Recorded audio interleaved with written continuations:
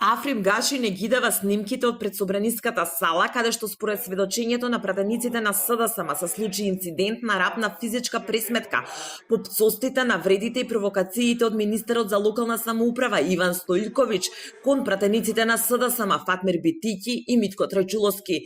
Во одговорот на собранискиот спикер до координаторот на пратеничката група на СДСМ Оливер Спасовски, до кој дојде телевизија 24, се вели дека Гаши во електронска форма му го доставува видеозаписот од седницата за реконструкција на владата, но и му порачува дека видеото може да го симне од медиа серверот на собранието.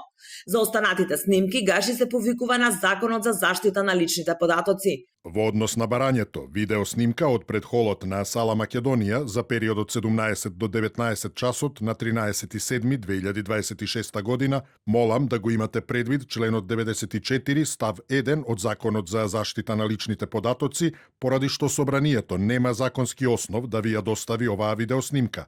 Во наведената одредба е утврдено дека контролорот, собранието, ќе ги даде личните податоци на користење на корисник за конкретен случај кога е применливо, а врз основа на писмено барање од корисникот доколку тој корисник согласно со закон е овластен да ги обработува тие лични податоци. Вели Гаши во дописот до Спасовски до кој дојде телевизија 24. Гаши му порачува на Спасовски дека снимките направени при вршење на видеонадзор се чуваат до исполнување на целите за кои што тој се врши, но не подолго од 30 дена, освен ако со друг закон не е предвиден подолг рок. Координаторот на пратеничката група на СДСМ Оливер Спасовски пак за телевизија 24 вели барањето ќе го отвори на координацијата во понеделник, а дополнително веќе порачува се превземаат и други мерки. Во понеделник ова прашање ќе го отворам на координација кај председателот на собранието Африм Гаши, а дополнително се преземаат и други мерки.